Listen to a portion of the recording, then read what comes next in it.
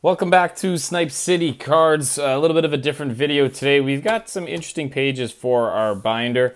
And then we also got a retail box. We weren't going to open this on the channel, but we'll figure this out. This last pack feels like it literally has like 2 cards in it, maybe 3. Feels like a Tim Hortons pack. And we're 1 Young Guns short. We only got 5 in a canvas Young Guns. So we're interested to see what's in that last pack there. But first, let's get to these pages and why they're relatively significant. Okay, so I was having a conversation with someone who follows me on Instagram, and basically their issue is you got your binder, your regular binder full of all your base cards, and it's nice and neat, it looks nice, it comes together nicely, and then you get to the part where you start getting into cards that are worth a bit more money than you want to leave loose in the binder, right? So, you know, here's our binder. Everything's looking, let's get this camera up here. Everything's looking pretty good, right? Got some nice Series 1, and then like, do you really want to have your other cards in there? So I came across this guy on Instagram, and he's like, I don't know, what should I do? And I was like, hey man, there is a solution for pocket secure pages. There's a few variations of them. These ones are top loader specific. So they actually have a protective flap on the top of it. And then it basically holds, it can hold some packs, it can hold some loose cards. There's a few different things it can do with the protective flaps. So let's first off see what these look like and how they might be beneficial. Your left side's the same as a regular Ultra Pro. Let's get this down. You've got 4 pockets, a little bit of space in between with a little flap.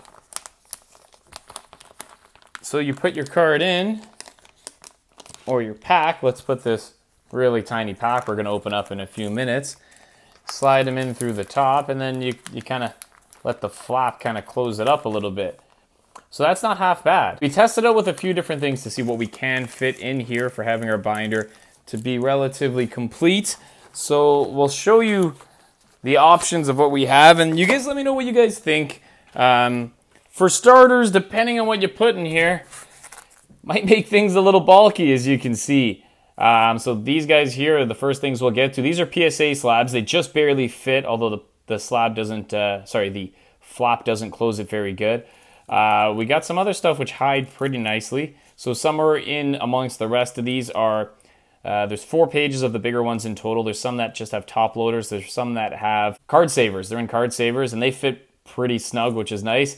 This big guy here is, we tried out some bigger stuff. So we'll show you what that looks like. But yeah, the binder is kind of a little bit exploding here with 400 base cards and only 4 pages of other stuff. Okay, so let's flip through this and see what we're looking at here. Everything seems pretty normal.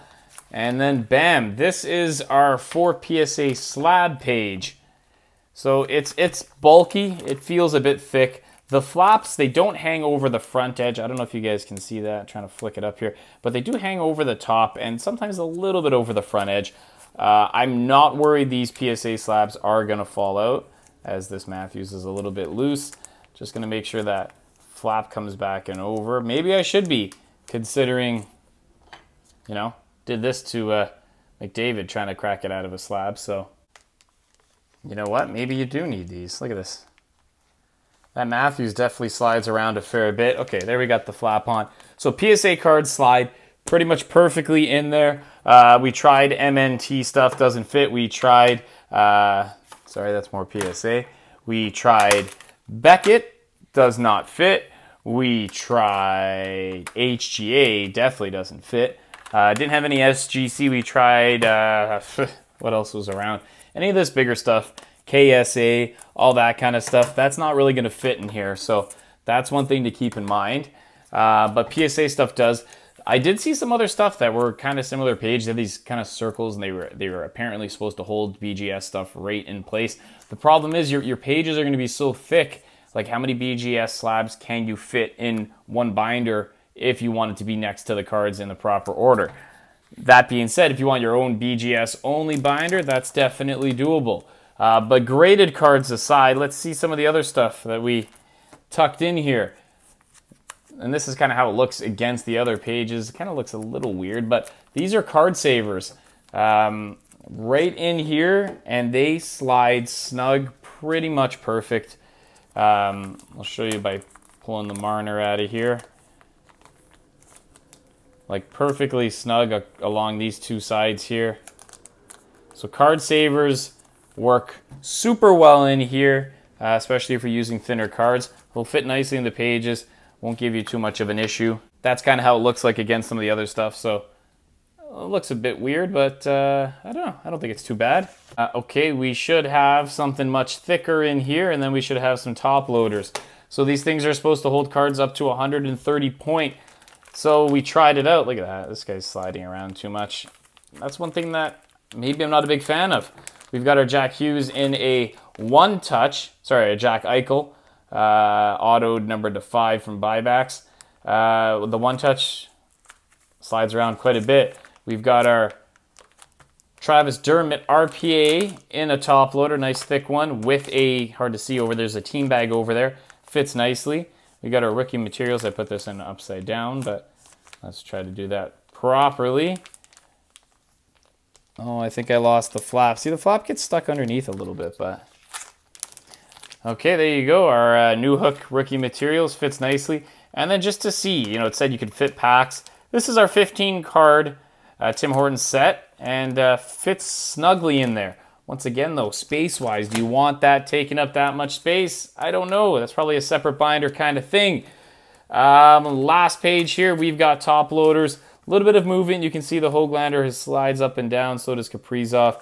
I don't know if this flap is enough. If I were doing this, I would almost certainly have some sort of sticker sealing the top of these cards. The last thing you want is to have a nice, you know, Kaprizov Young Guns slide right out the top. There you go, guys. That's how it all fits in the binder here. Aside from these, we still have this weird pack. So we're 23 regular inserts in. 1, 2, 3, 4, 5, 6, 7, 8, 9, 10, 11, 12, 13, 14, 15, 16, 17. So 5 canvas, pretty much 2 of everything else. And we've gotten 5 Young Guns. 1, 2, 3, 4, 5. We got 1 Young Guns canvas of Trevor Zegras. That was in our first pack. So got this box for 70 bucks. We already knew we broke even, but we're still 1 Young Guns short. Everything's been normal except for this pack here. It feels like there's 2 cards in here. Let's find out what's in here. Should be a Young Guns. Could possibly be a jersey. We've got the old 4-card Upper Deck pack with a Dazzlers on the back. Uh-oh. What's on the front? Ethan Bear. Okay, so that's basically it. So we got a Kubalik second red Dazzlers. We are short a Young Guns. Probably not even worth it to complain to Upper Deck. They'll just send you some 30-cent Young Guns back in return. No decent names. And then when you ask them about your SP Authentic case, which we still have a few more to open, they will tell you they're on the checklist. So there you go, guys. Bit of something different. Hope you guys enjoyed the video. Thanks for watching.